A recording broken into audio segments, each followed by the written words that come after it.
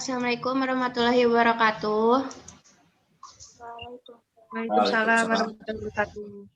Anggota dari kelompok 6 terdiri dari yang pertama saya sendiri, Tamirianda Julianti, yang kedua Cindy Afriliani, yang ketiga Pubawal Fahri, yang keempat Sinta Sri Nur Fatwa, yang kelima Resi Putri Rosadini, dan yang keenam ada Sarul Sidi. Kami akan mempresentasikan sebuah jurnal yang berjudul Production of Methyl Ester from Coconut Oil, atau pembuatan metil ester dari minyak kelapa. Tugas ini dibuat untuk memenuhi tugas dari mata kuliah Praktikum Kimia Organik dengan materi asam karboksilat dan turunannya pada bahan pangan. Nah, di sini telah kami lampirkan referensi jurnal yang kami ambil. Jurnal ini ditulis oleh Ardi Makalalag. Dalam layar sudah tertampil abstrak atau isi dari jurnal ini. Poin-poin jurnal di sini yang akan kami bahas. Yang pertama ada pendahuluan. Isi dari pendahuluan isinya tentang latar belakang dan juga pemaparan umum mengenai jenis senyawa yang terkandung dalam daging kelapa dan juga minyak kelapa. Yang kedua ada bahan dan metode. Bahan dan metode di sini berisi tentang penggunaan jenis alat, bahan, dan juga jenis pengambilan metode yang digunakan untuk melakukan penelitian. Yang ketiga, ada hasil dan pembahasan. Hasil dan pembahasan isinya tentang pembahasan dan pemaparan data yang didapatkan dari hasil penelitian yang telah dilakukan. Lalu di sini ada kesimpulan. Nah, kesimpulan isinya tentang simpulan dari seluruh hasil data yang telah didapatkan. Setelah poin-poin jurnal, di sini ada pendahuluan. Nah, pendahuluan akan dipaparkan oleh teman saya, Sahrul Sidik. Kepada Sahrul Sidik, dipersilahkan. Baik, terima kasih. Pendahuluan yang pertama yaitu pada masyarakat Indonesia, buah kelapa banyak digunakan dalam kehidupan sehari-hari, baik di pedesaan maupun di perkotaan. Komposisi asam lemak tertinggi dalam minyak kelapa adalah asam laurat yang berfungsi memberi gizi serta melindungi tubuh dari penyakit menular dan penyakit degeneratif. Metil laurat merupakan salah satu metil ester yang terdapat dalam produk transesterifikasi minyak nabati. Selain itu, metil ester juga merupakan salah satu minyak yang dapat dalam asam lemak rantai medium ALRM yang memiliki 6-12 atom karbon C12. Metil laurat termasuk dalam komponen utama yang terkandung dalam minyak kelapa sekitar 46,64 sampai 48,80%. ALRM dalam sistem metabolisme lebih mudah diserap dan menghasilkan energi lebih cepat. Untuk analisa asam lemak rantai pendek harus mendapat perlakuan yang khusus karena asam lemak tersebut mudah menguap selama proses esterifikasi dan mudah larut dalam air. Sampai sekarang, metode pembuatan ester telah banyak dikembangkan.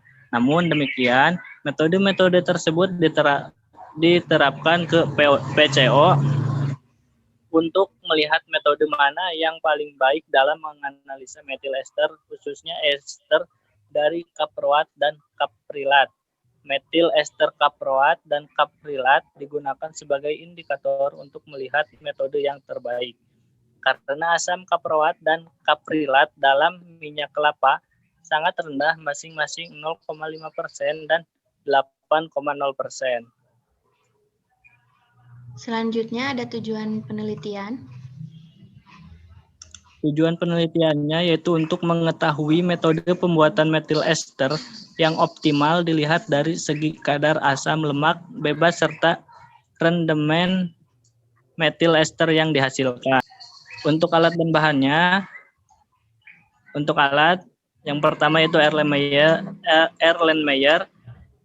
pendingin balik, magnetic stirrer, heater, water bath, statif dan klem, rotary evaporator, beaker glass, water bath, penyaringan membran vakum, gelas kromatograf, labu pisah, termometer, gelas ukur, open, buret, pipet tes, corong pisah, pengaduk, dan pH meter.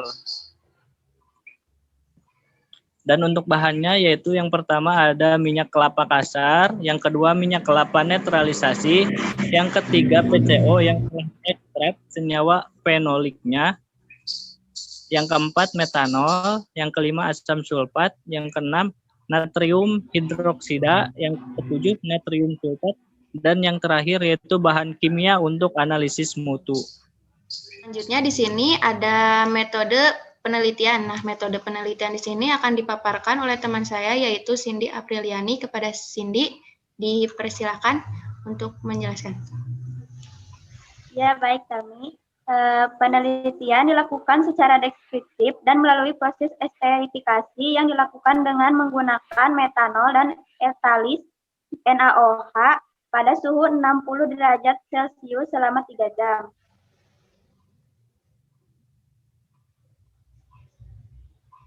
Pada penelitian ini melalui 3 tahap, yaitu pertama tahap pekerjaan, terdapat penyediaan bahan baku.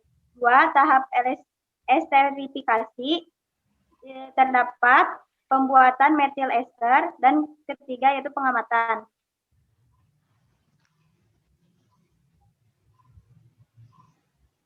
Untuk penyediaan bahan baku yang digunakan yaitu minyak kelapa yang dimurnikan, dan PCO yang telah diekstrak senyawa fenoliknya. Minyak kelapa kasar diperoleh dari proses pengempresan kopra asap sehingga menghasilkan minyak. Dalam hal ini, minyak yang dihasilkan dari proses ini merupakan minyak yang belum bisa digunakan untuk keperluan olahan pangan. 2. Kemudian minyak kelapa yang dimurnikan yaitu minyak kelapa dari proses olahan kopra asap yang telah dipres, dilakukan perlakuan berupa bleaching atau pemucatan dengan penambahan karbon aktif ke dalam minyak kelapa kasar. Yang ketiga, kemudian dipanaskan pada suhu 105 derajat Celcius selama 1,5 jam sambil sesekali diaduk agar penyerapan warna dan bahan-bahan pengotor lain yang terkandung dalam minyak berlangsung secara optimal.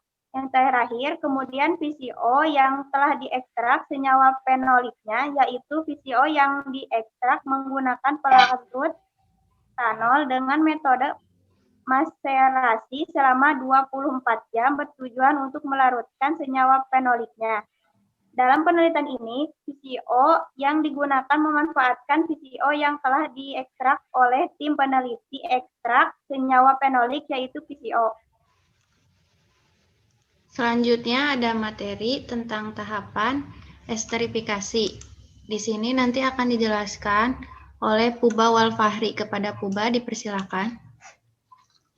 Untuk pembuatan metil ester, 1. Minyak kelapa sebanyak 300 gram dimasukkan ke Erlenmeyer 500 ml. Kemudian ditambahkan larutan metoksida 150 ml. 2. Larutan metoksida disiapkan dengan cara melarutkan 50 gram NaOH atau tanda kurung natrium hidroksida dalam 1000 ml metanol. 3. Reaksi transesterifikasi dilakukan pada suhu 60 derajat Celcius selama 2 jam sambil diaduk menggunakan magnetic stirrer. 4. Hasil reaksi dituang dalam labu pisah lalu didiamkan selama 2 jam pada suhu 30 derajat Celcius sehingga akan terbentuk 2 lapisan, yaitu fase minyak pada bagian atas dan fase non minyak berupa gliserol pada bagian bawah. 5. Fase minyak dipisahkan dari fase non minyak dengan pembuka keran labu pisah untuk mengeluarkan gliserol. 6. Metil ester hasil transesterifikasi yang telah dipisahkan dari gliserol menggunakan corong pemisah dicuci dengan H2SO4 10% untuk mendeaktivasi katalis NaOH. 7. Kemudian setelah air pencucian dengan H2SO4 tersebut dikeluarkan, aqueous hangat ditambahkan ke dalam metil ester agar sisa metanol, gliserol, H2SO4 dan pengotor-pengotor lainnya terpisah dari metil ester. 8. Na2SO4 anhidrat ditambahkan ke dalam metil ester agar air yang masih tersisa dapat diserap. Dan yang 9. Na2SO4 kemudian dipisahkan dari metil ester dengan cara penyaringan. Metil ester kemudian dibekukan seluruhnya selama 8 sampai 10 jam. Tahapan esterifikasi yang terakhir, metil ester yang telah membeku seluruhnya diletakkan pada suhu 5 derajat Celcius atau titik leleh metil laurat selama 1,5 jam. Metil ester yang melelehkan kemudian disaring dan disimpan untuk dianalisis kandungan metil ester dengan menggunakan alat gas kromatografi. Pengamatan, bila asam bilangan penyabunan asam lemak bebas, kadar metil ester, yield metil ester, dan rendemen gliserol. Nah, di sini yang selanjutnya untuk hasil dan pembahasan akan dijelaskan oleh teman saya yaitu Resi. Hasil analisis bahan baku minyak kelapa dan VCO maupun produk yang dihasilkan yakni metil ester dapat dilihat pada tabel 1. Untuk hasil sifat kimia minyak kelapa, silakan dilanjutkan. Nilai asam lemak bebas minyak kelapa yang diproses dari buah kelapa dijadikan kopra dan telah melalui proses pemurnian atau netralisasi maupun belum, dan VCO sisa ekstrak senyawa fenolik disajikan pada tabel. Tabel 1 hasil uji kadar FFA atau free fatty acid, asam lemak bebas. Selanjutnya, asam lemak bebas pada minyak kelapa yang telah melalui proses netralisasi relatif lebih rendah 1,14% dibandingkan dengan minyak kelapa kasar 4,28%. Tingginya kadar asam lemak bebas dalam minyak kelapa kasar disebabkan karena sejak dari bahan baku kopra, kandungan asam lemak bebas sudah tinggi dan ketika diproses menjadi minyak kelapa, maka kadar asam lemak bebas ikut meningkat dan faktor lain yaitu minyak kelapa kasar disimpan sudah lama, kurang lebih 2 tahun. Selanjutnya, pada minyak kelapa yang telah diproses penetralan mengandung kadar asam lemak cukup tinggi, 1,14%, karena lama penyimpanan sama dengan minyak kelapa kasar. Indikator yang ditunjukkan kedua jenis minyak kelapa yaitu bau sudah tengik dan jika dibandingkan, maka minyak kelapa kasar jauh lebih tengik daripada minyak kelapa yang telah dinetralisasi. Kadar asam lemak bebas dalam VCO yang telah diekstrak senyawa fenolik cukup rendah, yakni 0,17%, karena contoh relatif masih baru atau segar dan dalam proses ekstraksi senyawa fenolik tidak memberikan pengaruh yang besar terhadap peningkatan asam lemak bebas. Hal ini ditandai dengan bau VCO yang masih normal, bau minyak kelapa segar. yang selanjutnya untuk pemaparan dari bilangan asam dan materi selanjutnya akan disampaikan oleh teman saya Sinta Sri Nur Fatwa. Kepada Sinta, saya persilahkan. Selanjutnya, bilangan asam. Bilangan asam dan FFA atau free fatty acid menggambarkan jumlah asam lemak bebas dari sampel dalam basis yang berbeda. Bilangan asam adalah miligram kalium hidroksida yang dibutuhkan untuk menetralkan grup karboksil bebas dari 1 gram sampel. Bilangan pada minyak maupun metil ester akan meningkat dengan adanya proses hidrolisis yang dikatalis oleh asam, terutama jika produk memiliki kadar air yang tinggi. Proses hidrolisis juga dipercepat oleh peningkatan suhu. Selama hidrolisis terjadi, pemecahan ikatan ester yang menghasilkan bilangan asam atau asam lemak bebas, monogliserida, dan digliserida. Kadar FFA sebanding dengan nilai bilangan asam, yaitu semakin tinggi nilai bilangan asam, maka semakin tinggi pula kadar FFA. Nilai bilangan asam hasil uji dari berbagai jenis bahan baku minyak kelapa ester berkisar antara 0,64 sampai 0,72 mg kalium hidroksida per gram. Kadar bilangan asam dari metil ester dipengaruhi oleh proses esterifikasi. Asam-asam lemak bebas dalam minyak sebagian besar terkonversi menjadi metil ester. Selain metil ester, dari proses esterifikasi juga dihasilkan air. Adanya air inilah yang menyebabkan proses hidrolisis terjadi. Hidrolisis asam lemak tidak jenuh seperti asam laurat, oleat, dan linoleat lebih mudah terjadi karena kelarutannya dalam air cukup tinggi. Adanya kandungan asam lemak bebas pada produk saat transesterifikasi menyebabkan terbentuknya sabun yang akan menyulitkan proses pemisahan metil ester dari gliserol karena sifat pengemulsinya. Bilangan penyabunan. Angka penyabunan menunjukkan berat molekul asam lemak. Trigliserida dengan berat molekul rendah memiliki angka penyabunan yang lebih tinggi dari trigliserida dengan berat molekul tinggi. Dari hasil penentuan penyabunan, dapat diketahui berapa banyak metil ester yang masih utuh. Reaksi transesterifikasi dengan katalis basa mempunyai kecenderungan untuk menghasilkan sabun.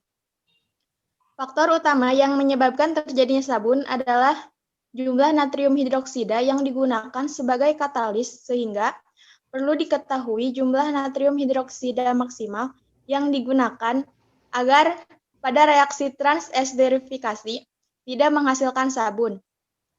Jumlah natrium hidroksida pada reaksi transesterifikasi dengan perbandingan volume minyak kelapa dan metanol yaitu 300 berbanding 100 atau 5% natrium hidroksida. Penggunaan katalisator basa pada reaksi transesterifikasi minyak nabati akan efektif apabila jumlah 1-5% dari berat minyak. Oke, di sini saya akan melanjutkan pemaparan materi tentang rendemen metil ester, yaitu di dalam rendemen metil ester sendiri terdapat suatu proses yang dinamakan proses metanolisis. Proses ini bertujuan untuk mendapatkan rendemen metil ester yang setinggi-tingginya. Suhu metanolisis ditentukan sebesar 60 derajat karena suhu tersebut mendekati titik didih metanol, yaitu berkisar antara 60 hingga 70 derajat Celcius. Karena reaksi metanolisis ini sendiri akan berlangsung lebih cepat apabila dilakukan mendekati titik didih metanol. Nah, proses metanolisis ini sendiri dari trigliserida dengan katalis basa akan menghasilkan produk akhir yaitu metil ester asam lemak dan juga gliserol serta produk antara monogliserida dan digliserida. Pada proses alkoholisis, rendemen yang dihasilkan tidak akan pernah mencapai 100%. Rendemen metil ester lemak pada suhu 60 derajat terdiri dari 3 jenis bahan baku minyak kelapa, yaitu 61,5%, 63,25%, dan 65,5%. Tingkat pencampuran antara fase alkohol dan trigliserida merupakan faktor yang sangat berperan dalam proses alkoholisis. Trigliserida tidak akan larut dalam metanol, sehingga perlu adanya proses pengadukan mekanis dan juga pemanasan yang akan memungkinkan terjadinya kontak antara alkohol dan juga trigliserida. Di sini kenaikan suhu akan meningkatkan kelarutan alkohol sehingga akan memungkinkan meningkatnya kontak antara alkohol dan minyak kelapa.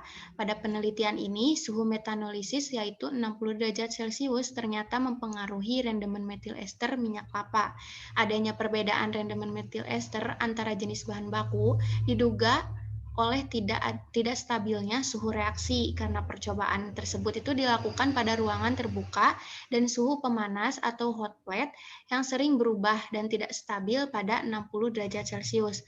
Faktor lain juga dapat disebabkan karena pada suhu 60 derajat Celcius merupakan titik didih metanol sehingga metanol sudah berada pada fase uap yang menyebabkan berkurangnya kontak antara metanol dengan minyak kelapa dan katalis. Selanjutnya di sini ada rendemen gliserol kasar. Pada pembuatan metil ester atau reaksi transesterifikasi minyak kelapa dihasilkan suatu produk samping yang berupa gliserol dengan tingkat kemurnian yang cukup rendah yang biasa disebut dengan crude gliserol. Nah, produk ini dihasilkan sekitar 10 sampai dengan 20% dari total volume produk. Warna gliserol murni yakni kuning muda, rendemen gliserol kasar yang diperoleh dari proses transesterifikasi minyak kelapa dan PCO yang telah diekstrak senyawa fenoliknya masing-masingnya yakni dapat kita ketahui 22,7%, 17,75%, dan 21,25%. Salah satu bagian dari proses produksi metil ester adalah pemurnian metil ester. Pencucian di sini dilakukan dengan berbagai tujuan. Yang pertama, proses untuk menghilangkan sisa metanol, sisa katalis, sabun, gliserol yang tidak dapat dihilangkan pada proses pemisahan. Untuk menghilangkan sisa metanol, pencucian dengan air dan asam untuk menghilangkan sisa katalis, sedangkan pencucian dengan menggunakan air untuk menghilangkan sisa sabun dan pencucian dengan corong pemisah untuk menghilangkan sisa dari gliserol. Jadi, semakin besar kandungan gliserol yang terkandung dalam metil ester, maka rendemen metil ester akan semakin kecil. Semakin meningkatnya suatu suhu reaksi, maka kandungan gliserol yang didapat dalam metil ester akan semakin besar. Nah, selanjutnya di sini ada kromatogram metil ester minyak kelapa dan juga VCO. Pengujian senyawa asam lemak dalam metil ester dilakukan secara kualitatif menggunakan alat yang bernama gas kromatografi atau GC. Dari hasil pengujian menggunakan alat ini diperoleh kromatogram dari gambar 1 sampai 3 yang telah tertera di layar. Ini yang pertama, gambar pertama menjelaskan tentang kromatogram asam-asam lemak metil ester berbahan baku minyak kelapa kasar atau sering disebut dan disingkat dengan CCO atau CCO. Nah, gambar yang kedua ada kromatogram asam lemak metil ester berbahan baku minyak kelapa yang telah dinetralisasi. Gambar yang ketiga, kromatogram asam-asam lemak metil ester yang berbahan baku VCO yang telah diekstrak senyawa fenoliknya. Nah, dapat kita ketahui dari ketiga grafik tersebut memperlihatkan bahwa asam-asam lemak dalam metil ester dari bahan baku minyak kelapa dan VCO yang telah diekstrak senyawa fenoliknya menunjukkan grafik yang hampir sama, sehingga secara kualitatif dapat dikatakan bahwa ketiga bahan baku mempunyai komposisi asam lemak metil ester yang sama. Terdapat beberapa puncak yang berhubungan dengan masing-masing asam lemak yang terdiri agak sedikit terhimpit, namun demikian masih mempunyai resolusi yang baik.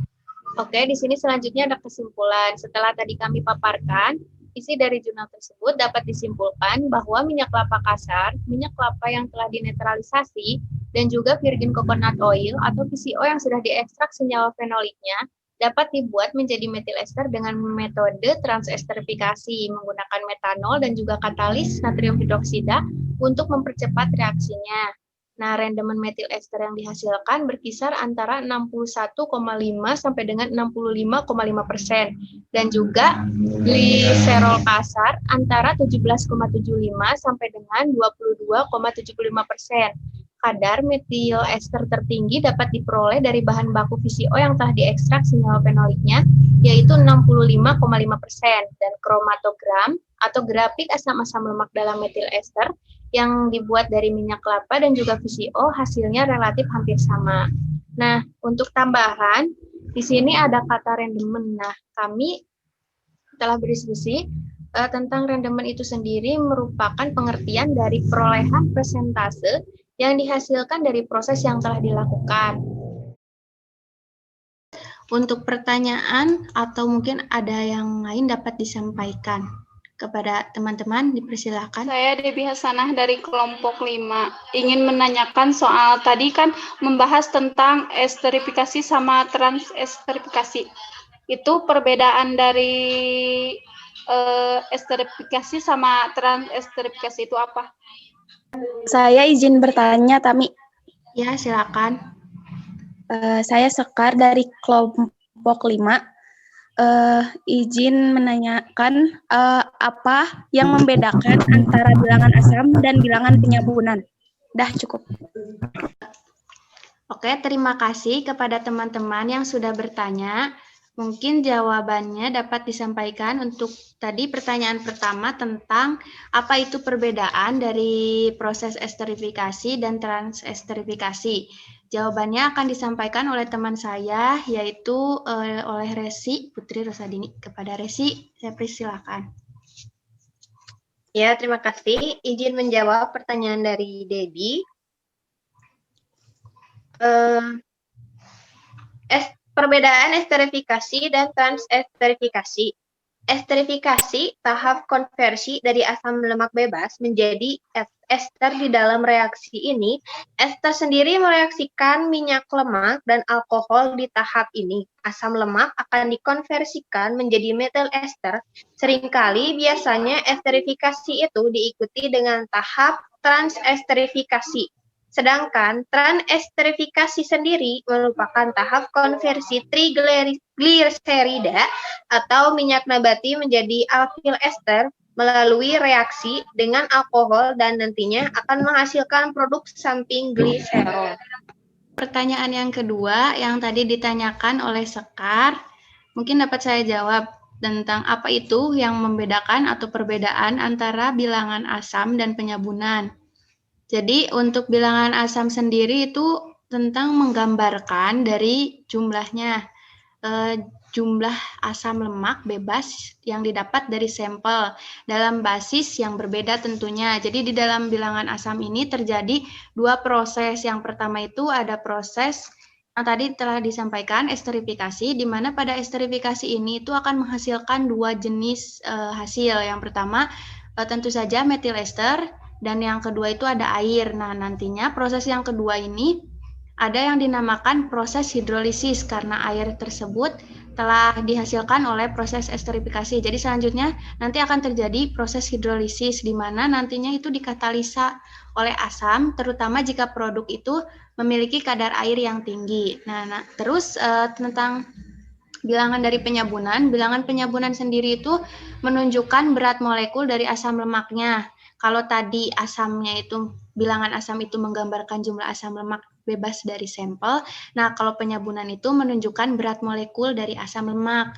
Nah, dari bilangan penyabunan ini tuh hasilnya nanti dapat diketahui berapa banyak metil ester yang masih utuh.